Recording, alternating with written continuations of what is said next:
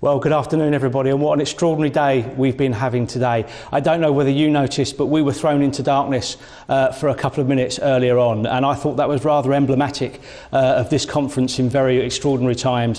When the forces of darkness try and throw a blanket over your light, we know that good will always shine through and your voice will always be heard, and I just want to cover some of that today. But before I do, because we're in really extraordinary times, I would like to just issue a few public thank yous of my own added to those that have gone before today. And first of all, to our president for this year, Ruth. Ruth, your film was absolutely wonderful and full of passion for equality and fairness, a subject I know you hold close to your heart. And to our immediate past president, Judy, who we didn't get to say goodbye to as president properly in May when we should have done. You're a true trade unionist at heart with a razor-sharp wit, dry wit that I've been on the wrong end of on very many occasions in the last year, but full of support too for me and for all of your colleagues in the union and throughout the profession. So thank you very much. And my welcome is extended to Tim as vice president this year, who's already stepped up in these extraordinary times to lend the support that's necessary. Our treasurer doesn't often get mentioned in the General Secretary's speech, but the keeper of the purse, who keeps us solvent and also makes sure that we remain ambitious too, and we need that in these really extraordinary times. Now, my governing body is the Trade Union Executive Committee, and it's very unusual for me to thank them in a General Secretary speech because they keep me honest. But they've been absolutely fantastic throughout this pandemic, making sure that we get the support that we need and the right decisions to support the profession and to support you as members going through. So thank you to them as well.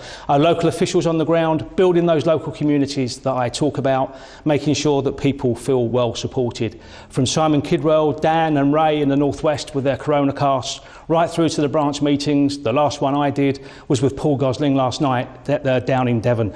And that's fantastic. Being able to do this through the airwaves is absolutely fantastic. So thank you to all of them repeated across the country. And to my wonderful staff team who have really stepped up during this pandemic, and I hope you felt the depth of their support and efforts as we've gone through all of these difficult times. A quite extraordinary union, equal to extraordinary times. But my most heartfelt thank you is to you. You're the frontline service, the centre of your communities. You've proved that schools truly care about children and your priority is children. Extraordinary professionals successfully responding to unprecedented times. From day one, I've seen just how purposefully you have been willing to grasp the baton handed over from government. More accurately, you've picked up a baton that government fumbled and dropped. You've been magnificent. Let's just canter through what you've done in the last 6 months. When we moved to restricted access for schools, you had woeful notice of the decision and very poor advice, but you saw your way through that and you did that very, very well. You kept children fed in the face of a free school meal voucher disaster. You educated children at a distance, completely reinventing education overnight, moving mountains in moments. And while the government was fixated on laptops and learning through the computer, you delivered learning in all sorts of different ways to make sure all children got some learning while they were at home.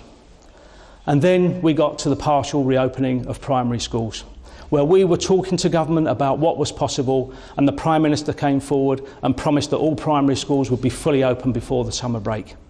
But under the conditions that we were working under, primary school maths would have told you that we didn't have enough teachers and we didn't have enough classrooms to make that a reality. And an embarrassing U-turn followed. Then the exams debacle in the summer. Maintaining a system over the interest of individual students, that cannot be right and it can't be allowed to happen again.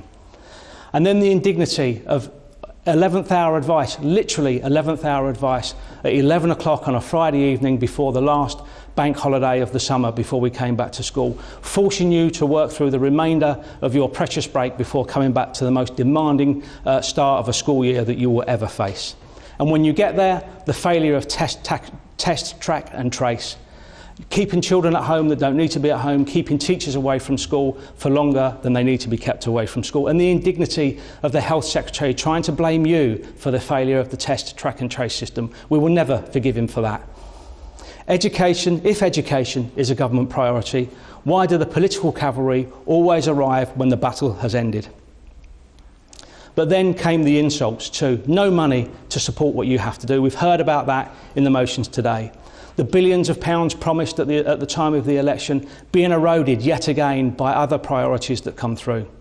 A lazy narrative allowed to develop about school teachers sitting at home during the lockdown, when actually they were educating children from home. And I can tell you that's not the experience of school leaders who've hardly had a break since March, working through all the times that schools have been closed. So don't let the truth get in the way of a good story though. Let's shift the blame onto hard-working professionals. And then Ofsted visits under statutory powers. But don't worry, the profession isn't stupid and it doesn't need saving. You can't have it both ways. You can't force entry into school relying on statutory powers and tell us that their visits not to be worried about. We expose that and we will expose that again. So thank you, Ofsted, but no thank you. We've got this, you've heard the motions today. No one asked you to ride in on a white charger and save us.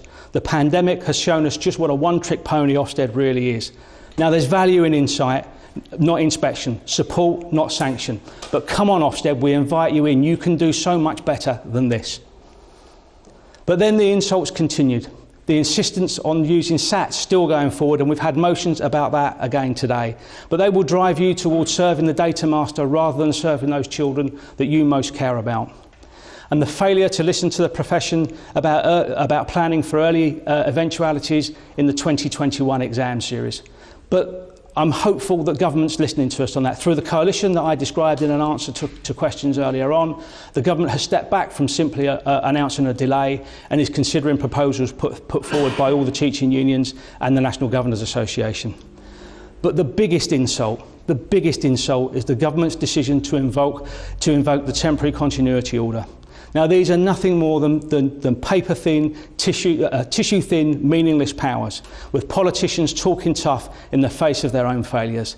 It's another attempt to shift the blame that we will not allow to happen. Now, we're willing to engage as a union, but we're also prepared to act. The NAHT is reasonable, we're not rebellious, and we're not stupid either.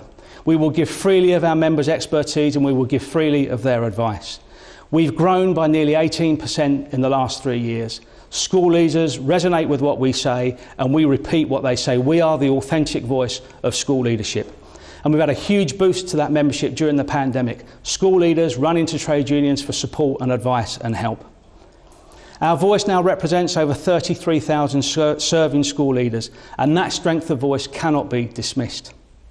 So I say to government, ask us for help. Consulting the frontline experts is strength, not weakness. But it must be meaningful consultation and not just a box-ticking exercise, where only the views and the support of the government's proposals are given where only those who support government proposals are given the time of day. We ask for solutions, not sanctions. I listed the litany of failures earlier on and how the government has tried to deflect that with sanctions and blame and tough talk. Schools and families need solutions now. They need solutions so that their schools are funded properly, exams are sorted out before next summer, we remove the pressure of SATs so that children can be taught properly. We're facing more and more staffing pressure as staff fall foul to exhaustion, illness as the winter comes. Fatigue is a real problem already and we're not even halfway through the term.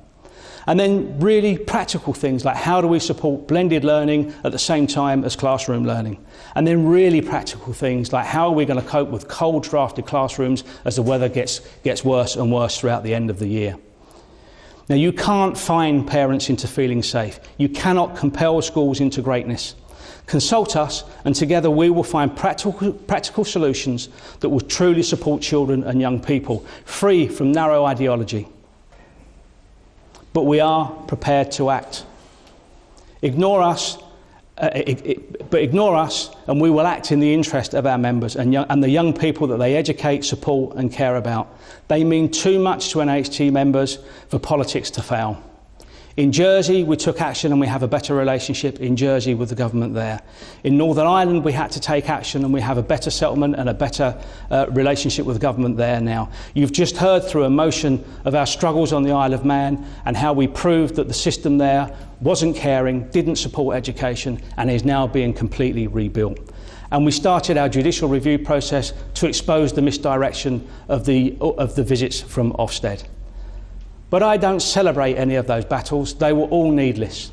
If people listen to the profession and they listen to your expertise, we will offer solutions that take us away from those arguments and really deliver for children. So to the policymakers of the UK, I say this: it's not my articulation of the anger felt by school leaders or our ability to organise them into action that you need to listen to. What you need to respond to is the collective expertise of serving school leaders, NAHT members. They are the ones who can help you find the solutions and the support that children need. Now, we often talk about owning the profession. 2020 is a year when your commitment and expertise as school leaders will shine through. It has shone through. This extraordinary period has reminded everybody that education is a frontline service. And it's time for politicians to remind themselves of what parents and families already know. You and your schools are at the heart of your communities. Never again should we lose our confidence and allow politicians to tell us how to teach. But there's work to do. If we truly want to own the profession, we have to be honest that we have work to do too. The George Floyd tragedy and the energy of the Black Lives Matter movement are a reminder that our best intentions are not always good enough. We need to reappraise what we should do to make education truly representative of the communities that we serve. This includes our union membership, our union structures, and our school leadership teams too. But there are pivotal moments in history. The equal pay struggle in Dagenham 50 years ago was a moment when all the conditions were right, a moment in history when the conditions were right, and there was an explosion of support for equal pay. But 50 years on, we still don't have equal pay. So whatever the energy at the moment, we have to commit ourselves to the long term over equality, if Dagenham teaches us anything. So we should take the energy born out of recent tragedies, grab it with both hands, and make the biggest leap forwards we possibly can. But I'm delighted that as President, Ruth has committed herself to a long-term agenda of equality and diversity too. We talk about three things at the NAHT. We talk about growth, we talk about community and voice. And I've spoken already about the growth in our membership, 33,000 strong school leader voices at work in schools now. And that takes us to about 45,000 members when you include all of the expertise of our life members too. We know what we're talking about. And it's no accident that we're growing, attracted by the collective endeavour and mutual support of the NAHT going forward. Our communities are growing stronger with each day, either through technology or in person when we can. We meet one another, we support one another when government advice fails.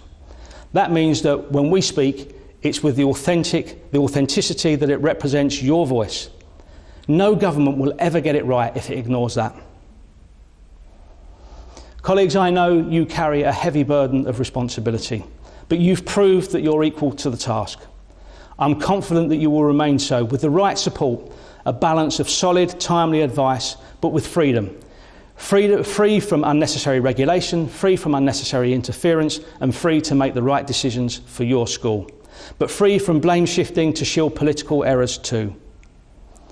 So to conclude, my message to you is I'm proud of you and I'm proud of the NAHT. NAHT has always had your back and it's got your back going forward. We're willing to engage, but we are prepared to act. We will build coalitions with anyone who has children's best interests at heart. And at the end of the day, you can rest your exhausted self, confident that your best today has been good enough. We will fight for a better tomorrow. We cannot go back to what we had before. So remember, when times are tough, the personal matters more than the political. Hold people close. After all, education is a people business. Go back to your schools and do what you do best, safe in the knowledge that you are doing what is right for children and young people in your care. The nation does respect you, and we won't stop until policymakers make the right decisions. Thank you for all that you do, and thank you for attending conference today.